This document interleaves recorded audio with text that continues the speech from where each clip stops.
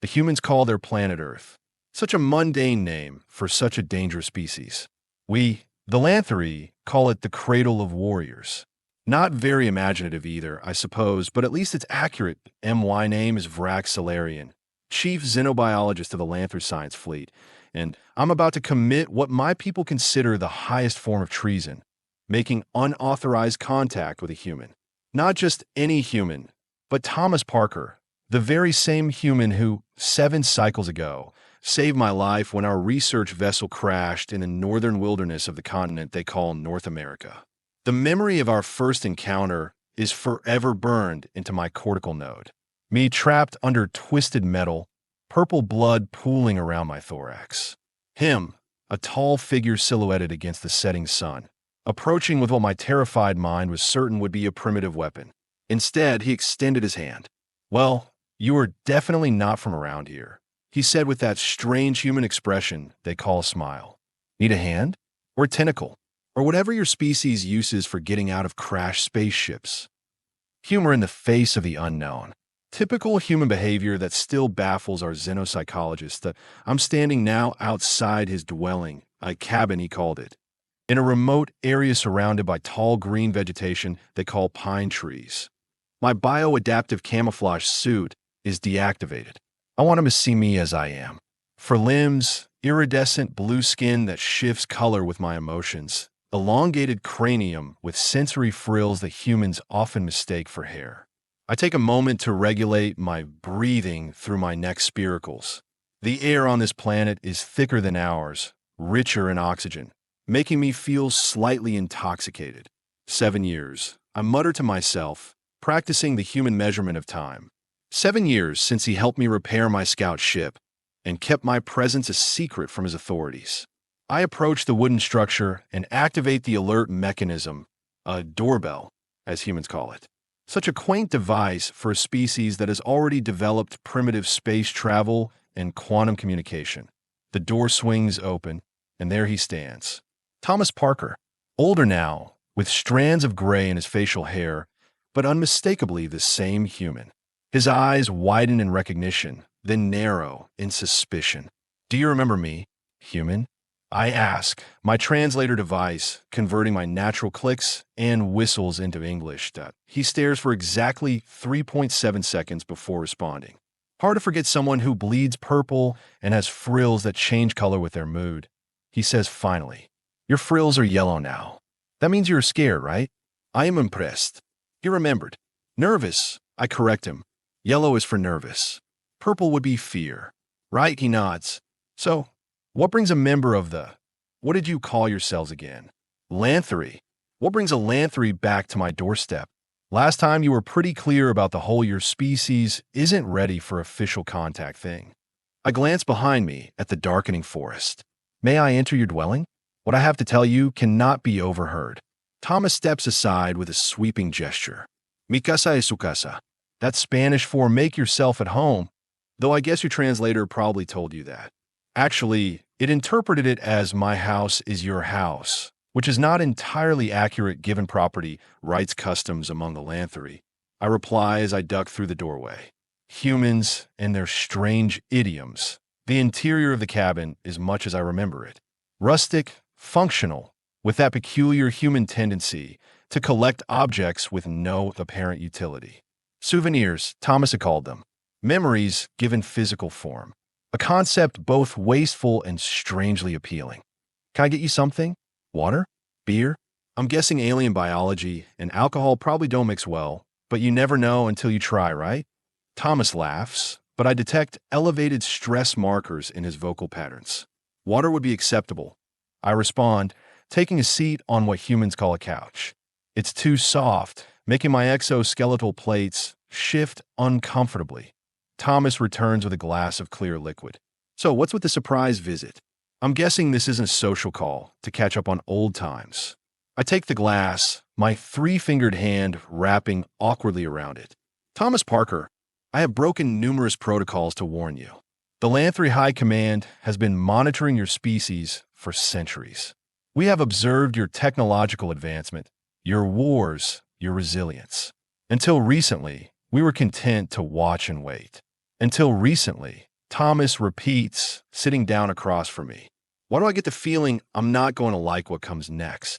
I place the untouched water on a wooden surface nearby. 3 of your months ago, a faction within our military intercepted signals from your deep space probes. These signals contain detailed mathematical sequences and basic atomic structures. Your species attempt to communicate with other intelligent life. Yeah, the Pioneer and Voyager probes. That's old news sent out decades ago. Yes, but what you don't know is that these signals were received not just by us, but by the Vraxx Dominion. Thomas leans forward. And who are they when they are at home? The Vraxx Dominion is, to use a human analogy, imagine the most aggressive empire in your history. Give them technology thousands of years more advanced than yours, and remove any concept of mercy or diplomatic resolution. Space Nazis. Got it. Thomas runs a hand through his hair. And they picked up our hello world message and decided to what? Come say hi with lasers. Your flippancy is a defense mechanism. But this is no laughing matter. I say my frills darkening to orange with urgency.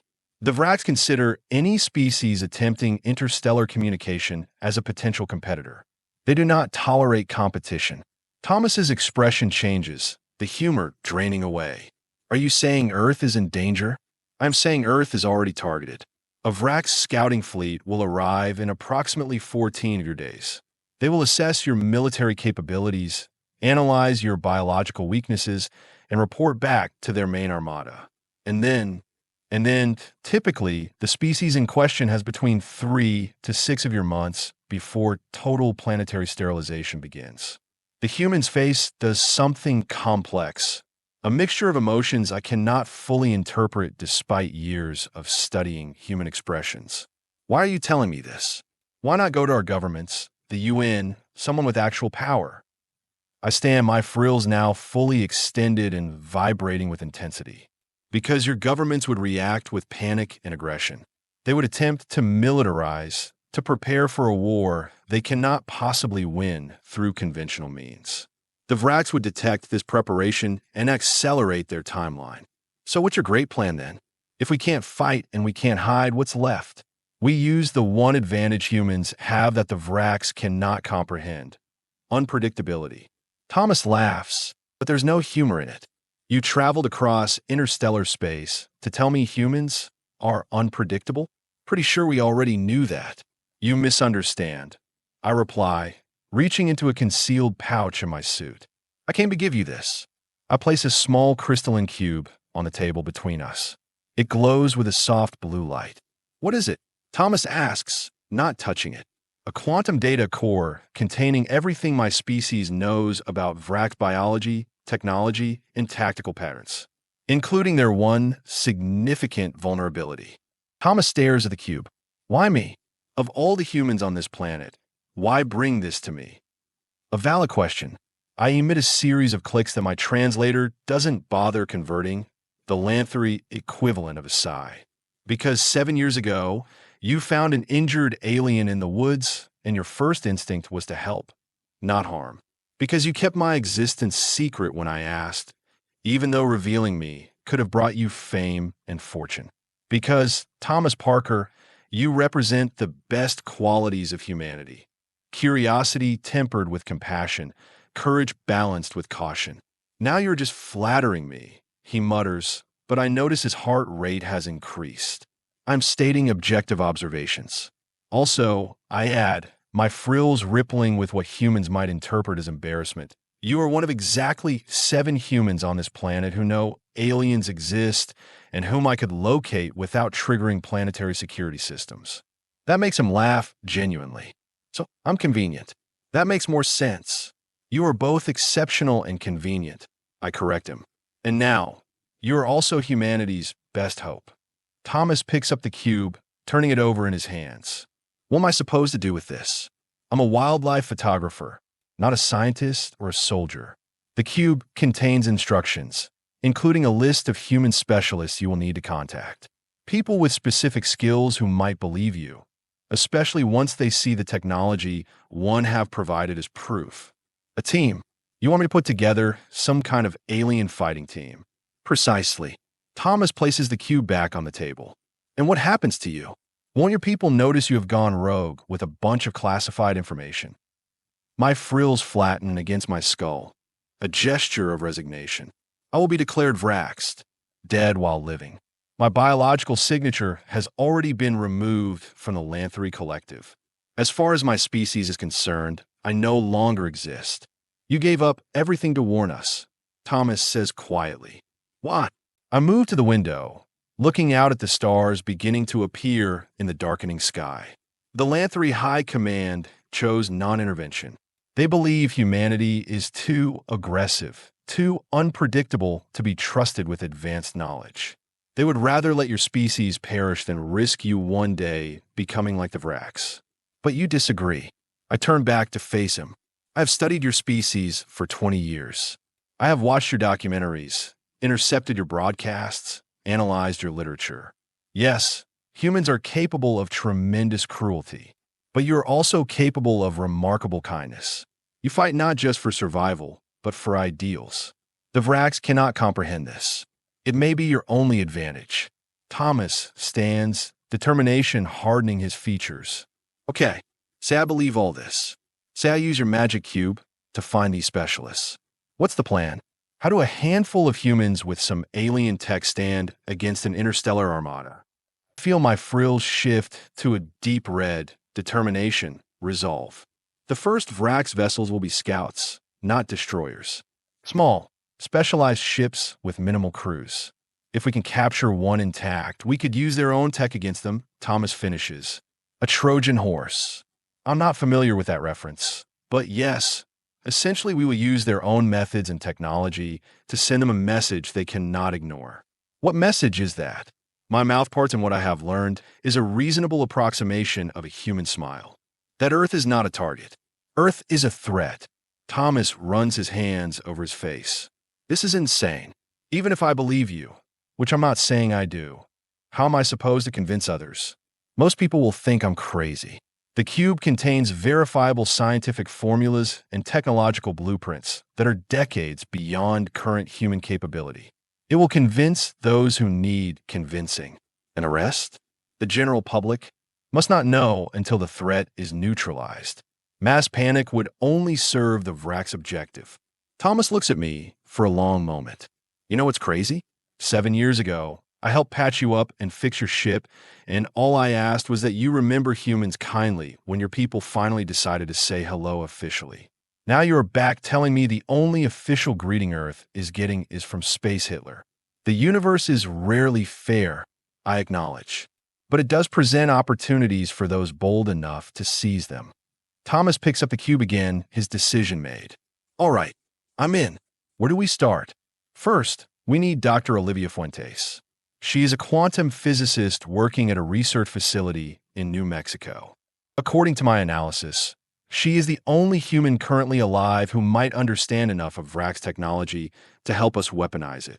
And how exactly do you propose I get a top quantum physicist to drop everything and join my alien fighting club? I reach into another pouch and withdraw a small metallic disc. This contains selective memory data from a Lanthery expedition to her facility 3 years ago. She glimpsed one of our researchers. The encounter was supposedly erased from her memory, but the process was imperfect. She has been researching unexplained phenomena ever since, looking for proof of what she believes she saw. So she's already halfway to believing. Thomas nods. Who else? Jackson Wolf, a former military strategist who was discharged after claiming he had encountered non-human intelligence during a classified operation in Antarctica.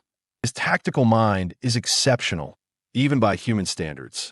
Antarctica, Thomas raises an eyebrow. You guys get around. We observe all regions of your planet. I state simply. Also, we will need Lily Zhang, a computer systems expert who unknowingly decrypted a fragment of Vraxx code embedded in a satellite transmission last year. The NSA classified her findings, but she kept copies. This is starting to sound less like saving the world and more like a complicated heist movie, Thomas mutters. I do not understand that reference either, but time is critical. The Vraxx scouts will enter your solar system in 14 days. We have until then to assemble our team and develop a preliminary strategy. Thomas stands decision made. Fine, let me pack some things. If we're going to save the world, I will at least need a change of underwear. As he moves around the cabin gathering supplies, I feel a strange sensation in my tertiary nervous system, something like what humans might call hope. It is not a familiar feeling for a Lanthry. Thomas, I say as he stuffs clothes into a bag, there is something else you should know. He pauses. More bad news. No, it is about why I chose to help humans, despite my people's directive. During my time here 7 years ago, you showed me something called music. Music? Yeah, I remember. You said it caused unusual neurological reactions in your sensory frills. What I did not tell you is that music does not exist among the Lanthry, or among the Vraxx, or any other spacefaring species we have encountered. It appears to be uniquely human. Thomas stops packing. You are kidding. I'm not. The combination of mathematical precision and emotional response that music creates is singular. When I first heard it, I experienced sensations that have no name in my language. It was the first time I understood that humans possess something that older, more technologically advanced species have lost. Something worth preserving. Thomas looks at me strangely. So you are risking your life and betraying your people because you like our music? My frills ripple with amusement. Partially. Also because I calculated that humans have a 3.7% chance of defeating the Vraxx, which is 3.7% higher than any other species has ever achieved. Those aren't great odds. No, I agree. But as I believe humans say, it's better than nothing. Thomas zips up his bag. Well, when you put it that way, how can I refuse? Let's go find a quantum physicist. As we exit the cabin into the cool night air, I look up at the stars, the same stars visible from my homeworld, though from a different angle. Somewhere up there, the Vraxx scouts are approaching, confident in their technological superiority, certain of their inevitable victory. They have no idea what's waiting for them here. Neither do I, if I'm honest. And that, perhaps, is humanity's greatest weapon of all, the unpredictability of hope. Humans have an odd saying, road trips build character. After 3 days in a vehicle with Thomas Parker, I have concluded that character must be human code for mutual irritation. We have driven south through territories Thomas calls states, each with its own subtle variations in climate and cuisine that my digestive system steadfastly refuses to appreciate. Are we there yet? I ask, not for the first time. Thomas glances at me from behind the steering wheel. That's the third time you have asked in the last hour. For an advanced alien species, you have got the patience of a 5-year-old. Time efficiency is valued among the Lanthry. I respond, adjusting my holographic disguise. To human eyes, I now appear as a tall, slender woman with dark hair and sunglasses. The disguise itches against my frills. And we have 13 days remaining before the Vraxx scouts arrive. Yeah, well, Dr. Fuentes isn't exactly listed in the phone book. Her research facility has more security than the Pentagon. Thomas taps his fingers on the steering wheel. We will need a plan to get inside. I have one, I reply, pulling out a small device from my pocket. This will temporarily disable their security systems. We will have approximately 7 minutes to locate Dr. Fuentes and convince her to join us. Thomas nearly swerves off the road. 7 minutes to break into a government facility, find a specific scientist, and convince her aliens are real and the world is ending? That's your plan? Yes. It's a terrible plan. Do you have a better one? Thomas is silent for exactly 12.3 seconds. No, he finally admits. But for the record, if we get arrested, I'm telling them you abducted me. An ironic defense, considering I'm helping prevent an actual planetary abduction. Was that a joke? Did you just make an alien joke? Thomas looks genuinely surprised that why frills flutter beneath my disguise. Humor is a universal constant, Thomas Parker. Even if Vraxx have jokes, though they typically involve the suffering of other species. Charming folks, these Vraxx. The research facility appears on the horizon, a sprawling complex of white buildings surrounded by desert landscape. As we approach, I activate my scanner. 17 armed security personnel, electronic locks, and biometric sensors. I report. Dr. Fuentes is in the northeast building, 3rd floor, room 347. Thomas parks behind a ridge, out of sight from the main entrance. How do you know exactly where she is? Her research generates a distinct quantum signature. My species has been monitoring her work for years. I remove my holographic disguise, revealing my true form. It will be more effective if she sees me as I am. Yeah, nothing says trust me like a blue alien with color-changing head frills, Thomas mutters. But he follows me as I approach the facility's perimeter. The security bypass works precisely as expected. Alarms deactivate, doors unlock, and cameras freeze. We hurry through suddenly open doors, ignoring the confused expressions of security personnel whose communications have mysteriously failed. 6 minutes remaining. I whisper as we climb the stairs to the third floor. Room 347 is a laboratory filled with equipment I recognize as primitive quantum field manipulators. Dr. Olivia Fuentes stands at a whiteboard covered in equations, her back to us. She's shorter than I expected, with curly hair tied back in what humans call a ponytail. Thomas clears his throat. Dr. Fuentes? She turns, annoyed at the interruption, then freezes when she sees me. Her eyes widen, her mouth opens, but no sound emerges. Hello, Dr. Fuentes, I say, stepping forward. 3 years ago, you glimpsed one of my kind in this very facility. The memory was supposedly erased, but you have been searching for proof ever since. You are real, she whispers, dropping her marker. I knew it. I knew I wasn't hallucinating. We have limited time. I continue. In approximately 5 minutes, security systems will reactivate. I need you to come with us. Why would I do that? She asks, though her eyes never leave my frills, which are currently cyan with urgency. Thomas steps forward.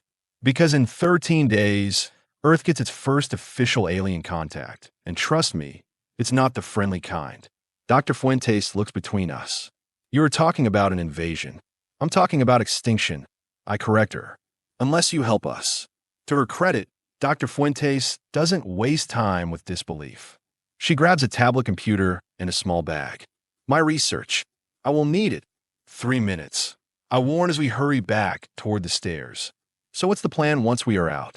Dr. Fuentes asks as we rush through the facility. Where are we going? To find Jackson Wolf, Thomas replies. Former military strategist who supposedly encountered aliens in Antarctica. Wolf. Dr. Fuentes nearly stops walking. I know him. He reached out to me last year about my research. Everyone thinks he's crazy. He's not, I assure her. Though his encounter was with a different species, not the Lanthri. The Mexoni are peaceful observers who rarely interact with developing worlds. We reach the car, just as the facility's alarms begin blaring behind us. Thomas starts the engine as Dr. Fuentes and I climb in. That was 6 minutes and 42 seconds. Thomas notes as we speed away. Your tech isn't as precise as you claimed. I factored in a safety margin, I admit. Lanthri are optimizers, but we are not fools. Dr. Fuentes stares at me from the back seat. This is really happening. Aliens. Invasion. End of the world. Potential end. I correct her. We are working to prevent that outcome. And you need me because... I turn to face her. Because you have been subconsciously working on Vraxx technology for the past 3 years. The equations on your whiteboard? They are the foundation for a quantum displacement field that could temporarily neutralize Vraxx weapon systems. Her eyes widen. That's impossible. Those equations came from my own research. They came from the memory fragment we couldn't fully erase. I explain. Your mind has been piecing together what you glimpsed that day. It's why we have been monitoring you. Dr. Fuentes looks out the window, processing this information. Jackson Wolf is in Denver. He works as a security consultant now. I have his number. Thomas and I exchange surprised glances. What? Dr. Fuentes shrugs. When you think you've seen aliens and everyone calls you crazy, you tend to stay in touch with the other crazy people. Efficient, I observe. Call him. Wolf meets us at a diner outside Denver. He's a tall human with dark skin and sharp eyes that evaluate everything they see. He recognizes me immediately. Different coloring, different head frills, but same general configuration as the ones I saw in Antarctica, he says without preamble. You are not one of them. No, I confirm. The Mexoni are observers only. My species, the Lanthri, are more directly involved. And the Vraxx? He asks, surprising me. The ones coming in less than 2 weeks? What's their deal? Thomas nearly chokes on his coffee. You know about the Vraxx? Wolf's expression is grim. I've been tracking unusual signal patterns for years. Something entered our solar system 3 months ago, sent a burst transmission, then left. Military dismissed it as a sensor glitch. Not a glitch, I tell him. A Vraxx pathfinder. They send them ahead to confirm planetary habitability before dispatching scouts. Wolf nods, unsurprised. So what's the play? I'm assuming you have one, or you wouldn't be here recruiting the neighborhood crackpots. I place the quantum cube on the table. It pulses with blue light, drawing curious glances from nearby diners. This contains everything we need to know about Vraxx biology, technology, and tactics, including their one critical vulnerability, which is, Dr. Fuentes asks, their ships are partially biological, living technology that can be infected. Wolf leans forward. You are suggesting we give alien warships a computer virus? Not exactly, I explain. More like an actual virus, modified to target their biomechanical systems. Dr. Fuentes' scientific mind engages immediately. We need samples of their technology to create something compatible, and a delivery system, which is why we need Lily Zhang, I reply. She's intercepted fragments of their code. With her expertise, your quantum theories, and Wolf's tactical knowledge, we might have a chance. Might, Wolf notes. Not exactly reassuring odds. Better than zero, Thomas interjects, echoing my earlier sentiment. Finding Lily Zhang proves surprisingly simple. Unlike the others, she comes to us after Wolf activates certain back channels in what humans call the dark web. She arrives at our motel room, wearing a jacket too heavy for the weather and looking over her shoulder every few minutes. So, she says after introductions, eyeing me with more curiosity than fear, actual aliens. Cool. Less cool that they want to kill us all, but still, validation that I'm not crazy is nice. Your decryption of the satellite transmission last year was impressive, I tell her. Few humans could have recognized the patterns embedded within. She shrugs. Pattern recognition is my thing. So what's the plan? I'm assuming we have one beyond hide in a motel and wait for death from above. I activate the quantum cube, which projects a holographic display of the solar system. A cluster of red dots moves slowly toward Earth. The Vraxx scouts will enter Earth orbit in 12 days. 5 vessels, each with a crew of 3. Their mission is assessment only. They will scan for military capabilities, population centers, and biological vulnerabilities, and then report back for the main invasion. Wolf concludes. Precisely. Our opportunity lies in preventing that report. Dr. Fuentes studies the projection. You mentioned their ships are partially biological. Can we use that? Yes. With the right virus, both computational and biological, we could potentially take control of one scout ship. And then what? Thomas asks. We joyride an alien warship. We send a message. I reply. Not to the Vraxx directly, but to a third party. All for humans look at me questioningly. The Galactic Confederation, I explain, a loose alliance of 17 spacefaring species, including the Lanthri. The Confederation has a policy of non-interference with developing worlds, but they also maintain quarantine protocols for hostile expansionist species. Like the Vraxx, Lily says, understanding dawning. Correct.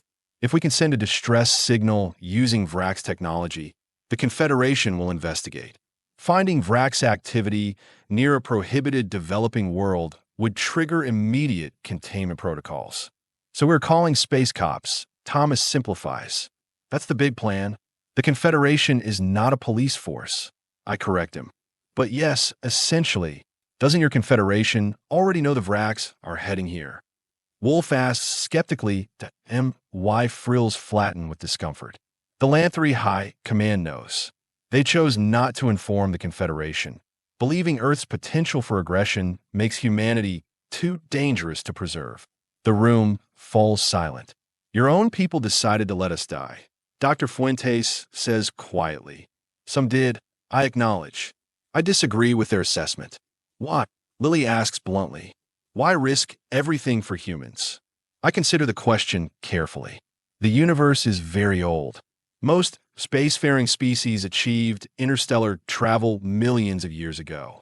In that time, something vital has been lost: the capacity for rapid adaptation, for innovation under pressure, for seeing possibilities where others see only threats. You're saying we are special because we are young. Thomas sounds dubious. I'm saying you are valuable precisely because you are unpredictable. All other known species follow predictable development patterns. Humans improvise. Wolf laughs. That's a diplomatic way of saying we are chaotic messes who somehow stumble into solutions. Sometimes chaos is exactly what's needed. I reply. The Vraxx rely on predictability. Their entire strategic approach assumes enemies will react in standard ways. Humans rarely do. So what now? Dr. Fuentes asks. How do we hijack an alien scout ship? We intercept them during their atmospheric testing phase. I explain, manipulating a hologram to show a red dot descending toward Earth. Each scout conducts a brief atmospheric insertion to collect biological samples. We need to be at the right location when they do. And where's that? Thomas asks. Based on standard Vraxx protocols and Earth's atmospheric composition, I have calculated 3 likely insertion points. 3 locations illuminate on the holographic globe: the Atacama Desert in Chile, the Australian outback, and the Sahara. 3 locations, 12 days, and we need to guess correctly. Wolf shakes his head. Those odds are terrible. We don't guess, Lily interjects, studying the data scrolling beside the hologram. We manipulate. If we can modify a satellite to broadcast a specific signature, something that looks like an anomalous biological reading, we could draw them to a location of our choosing. Dr. Fuentes nods excitedly. We need access to a satellite uplink facility. I know someone at NASA's White Sands complex. Wolf says. She owes me a favor. Big one. And the virus? Thomas asks. Both the computer kind and the actual biological kind? All eyes turn to me. The quantum cube contains Vraxx biological data. Dr. Fuentes can use it to engineer a pathogen that targets their biomechanical systems. Lily can create the digital component, so we lure them to a specific location, somehow get aboard their ship without being immediately vaporized, release a custom-made virus, take control of their systems, and call the space police. Thomas summarizes. All in 12 days. With equipment we don't have, using alien tech we barely understand. Yes, I confirm. Thomas runs a hand through his hair. Well, when you put it that way, how could it possibly fail? The next 10 days pass in a blur of frenetic activity. Dr. Fuentes works tirelessly in a makeshift lab we establish in an abandoned warehouse, synthesizing a biological agent that will target Vraxx neural interfaces without harming their organic components. We need them alive for the plan to work. Lily creates the most sophisticated computer virus ever designed by human hands, guided by fragments of code from the quantum cube. Wolf coordinates everything, calling in favors from former military contacts to obtain equipment that officially doesn't exist. Thomas helps everyone, fetching supplies, asking questions no one else thinks to ask, keeping morale up when frustration and exhaustion threaten to overwhelm us. His adaptability is remarkable even for a human. On the 11th day, we gather in the New Mexico desert, 50 kilometers from the White Sands facility where Wolf's contact has given us access to a satellite uplink. Our trap is set. A modified weather balloon will release a specially engineered compound into the upper atmosphere, creating a biological signature that should be irresistible to Vraxx sampling protocols. Will this actually work? Thomas asks me privately as we prepare the launch. My frills shift to a mottled pattern of blue and green, uncertainty mixed with determination. The probability of success is approximately 12.4%. That's better than I expected. Honestly, I have adjusted the figure upward 3 times since meeting your team. I admit, humans continue to exceed my projections. The balloon launches at precisely 3:47 local time. 4 hours later, our sensors detect a response, a subtle shift in the trajectory of one of the Vraxx scout ships. They have taken the bait, Wolf announces. Atmospheric insertion calculated for 22:15 tonight. Then we have less than 15 hours to prepare the final phase, I say to Doctor. Fuentes holds up a small container. Inside is a viscous purple liquid that seems to shimmer with its own inner light. The biological component is ready. It will target their neural interfaces, temporarily paralyzing their connection to the ship's systems without killing them. Lily shows us what looks like an ordinary flash drive, and this contains the digital virus. Once their neural systems are compromised, this will give us control of their communication array long enough to send our message. What about their weapons?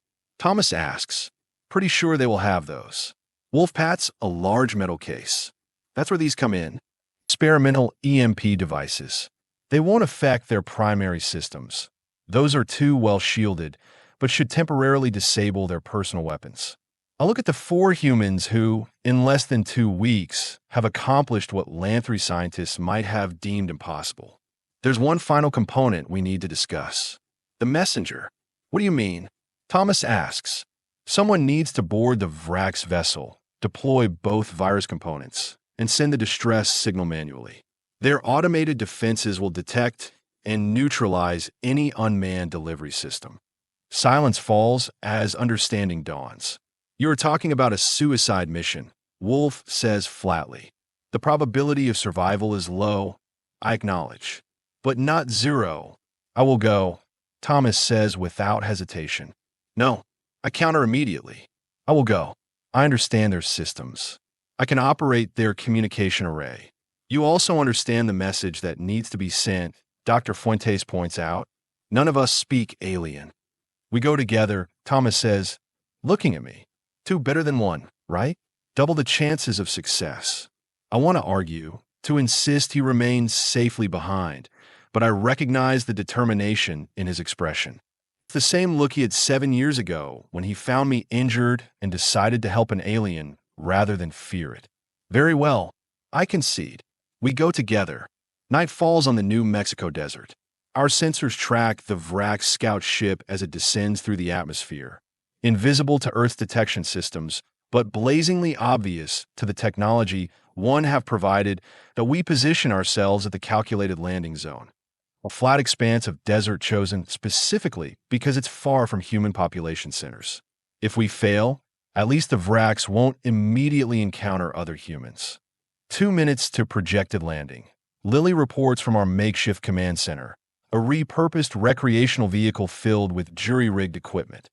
Thomas and I stand ready, each carrying one component of our 2-part virus. The biological agent is in a pressurized dispersal unit designed to aerosolize upon activation. The digital virus is loaded onto a device that will interface with any Vraxx system port. Any last-minute advice about meeting the Vraxx? Thomas asks, his voice steady despite the danger. Don't show fear, I tell him. They perceive it as weakness, which encourages aggression. Don't show defiance either. That triggers their territorial instincts. So what, I should just be casually disinterested while infiltrating their spaceship? Precisely. I reply, missing his sarcasm entirely. Act as though their presence is unremarkable and expected. The air above us shimmers, distorting the stars. Then, silently, a dark shape materializes, a Vraxx scout ship. It's smaller than their war vessels, but still impressive. Approximately 30 meters in diameter, with a hull that seems to pulse with its own internal rhythm. It's breathing, Thomas whispers. Living metal, I explain as the ship descends. Grown rather than manufactured. A section of the hull ripples and splits open. Light spills out, illuminating 3 figures as they emerge. The Vraxx are imposing even to me, and I have studied them for years. Taller than humans, with elongated limbs and torsos covered in what appears to be segmented armor, but is actually an exoskeletal growth. Their heads are smooth and featureless except for sensory pits where eyes should be. Ready, I whisper to Thomas, that he nods, face carefully composed in an expression of neutral interest, just as I advised that we step forward into the light. The lead Vraxx notices us immediately, its head swiveling with mechanical precision. It makes a sound like grinding metal, their equivalent of speech. They are asking why we are here. I translate for Thomas. I will answer. I respond in a series of similar sounds, telling them we are representatives of Earth sent to greet them, to welcome them to our world. The Vraxx confer briefly, clearly surprised by our approach. This is not in their standard protocols. Already, human unpredictability is working in our favor. The lead Vraxx responds, and my frills darken with concern. What did it say? Thomas asks under his breath. They're suspicious but curious. They have invited us aboard to examine us more thoroughly. That doesn't sound pleasant. It wouldn't be, which is why we will need to act quickly once inside.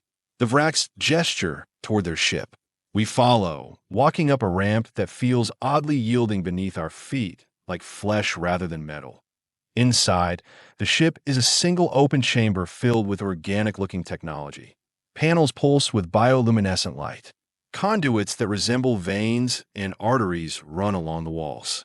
The air smells sharp and metallic. The Vraxx position us in the center of the chamber. One operates what appears to be a control interface, a neural connection point where its upper limbs sink directly into the living console.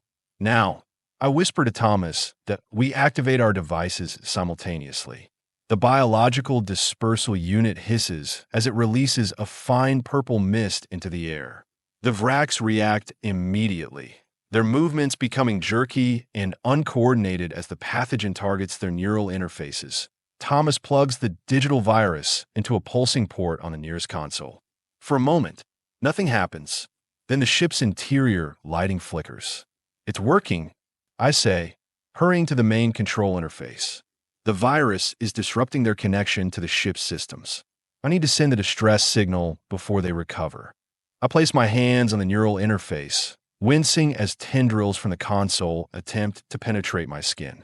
The quantum cube's data allows me to bypass the ship's security, but pain lances through my nervous system as I connect.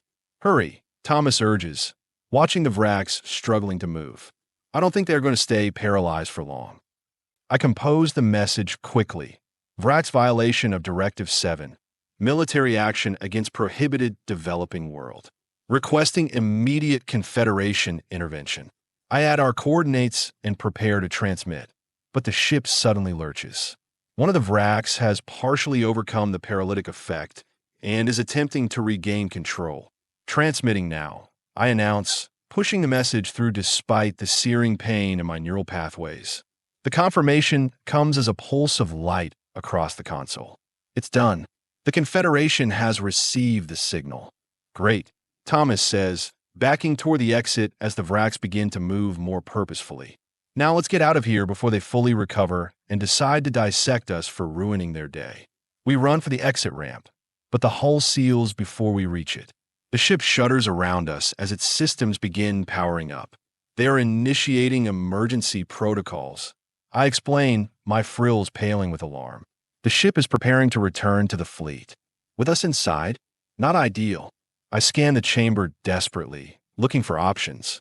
There, I point to what appears to be an escape pod, a small section of the hull designed to separate in emergencies. If we can reach it, we might be able to eject before they break orbit. The lead Vraxx lunges for us, movement still uncoordinated but becoming more focused by the second.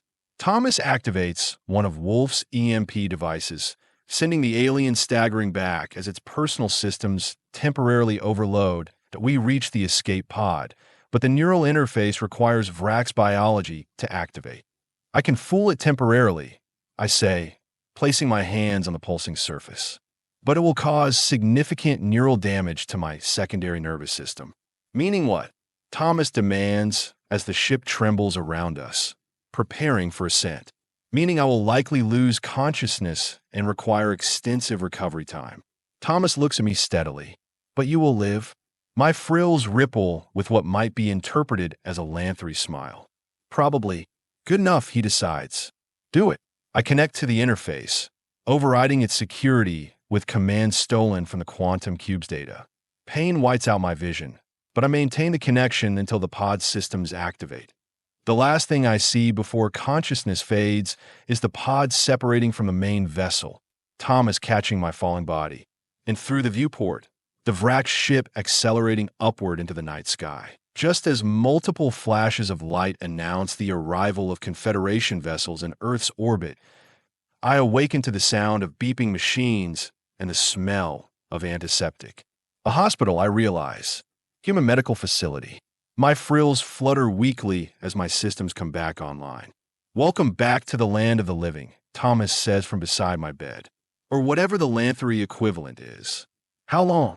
I manage to ask, my translator device thankfully still functional. 3 days.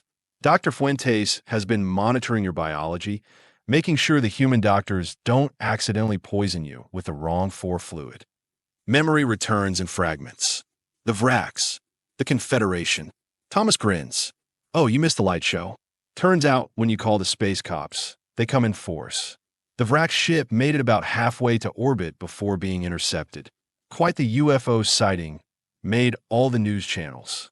Governments worldwide are in a tizzy trying to explain away all the pretty lights in the sky. And the Vraxx fleet. According to this, he holds up the quantum cube, which now pulses with a steady green light rather than blue. The Confederation has established a quarantine perimeter around our solar system. The Vraxx have been warned that Earth is under protection. Relief floods my secondary nervous system. It worked. Yeah, it worked. Also, apparently your Lanthery High Command is in hot water for not reporting the Vraxx incursion. Seems the Confederation takes violations of a non-interference directive pretty seriously, even when it's their own members doing the violating. I attempt to sit up, but my limbs refuse to cooperate fully.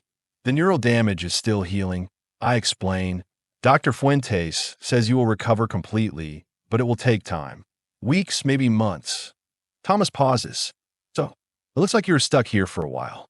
My people will consider me Vraxx regardless, I say. Dead while living. There is no going back for me.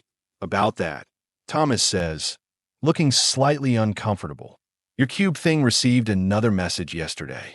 Apparently, the Confederation was so impressed by our little operation that they are considering revising their assessment of humanity. Something about exceptional adaptive potential. That's unprecedented. I manage my frills brightening with surprise. Yeah, well, apparently we are special that way. Thomas grins. Also, they have offered you an official position as cultural liaison to Earth. Whatever that means. It means I would stay here, officially, as a representative of the Confederation. The implications are staggering. It would be the first step toward formal recognition of Earth as a developing member world. So you're saying we not only save the planet, but fast-track humanity into the galactic community. Thomas laughs. Not bad for a wildlife photographer and a rogue alien biologist, and a quantum physicist, a military strategist, and a computer expert, I add. Where are the others? Debriefing government officials, mostly. Once the Confederation ships showed up, it was kind of hard to keep things quiet. Limited disclosure is happening as we speak. Turns out when aliens publicly save you from other aliens, it changes the conversation a bit. I settle back, processing this information. Not the outcome I had anticipated, but perhaps a better one. Thomas Parker, when I returned to your cabin 12 days ago, I calculated a 3.7% chance of success. And now I understand why the Lanthery High Command feared humanity. Not because you are dangerous, though you certainly can be, but because you force the rest of us to reconsider what we believe is possible. My frills ripple with amusement. It is most inconvenient. Thomas laughs. Well, get used to it. If you're sticking around as our cultural liaison, you're going to see a lot more impossible things become possible. I look out the window at the sky beyond. The same sky visible from countless worlds across the galaxy, but somehow different when viewed from this strange, unpredictable planet. I look forward to it, I say, and for the first time in my long life, I feel something remarkably like the human emotion they call excitement. Though I do have one request. Name it. Could you bring some of that music you showed me 7 years ago? I find I have missed it. Thomas smiles. I think that could be arranged. Any preferences? Classical? rock, jazz, all of it. I reply, I want to hear all of it. As Thomas leaves to find a music device, I contemplate the strange path that brought me here. The Lanthri believe in ordered progression, in predictable patterns and logical outcomes. Humans believe in possibilities. Between the two philosophies lies a universe of potential, and music, of course. Always music, humanity's most unique gift to the galaxy. The one thing no other species had ever quite managed to create. Mathematical precision and emotional resonance in perfect harmony. Perhaps that, more than anything, is why they are worth saving.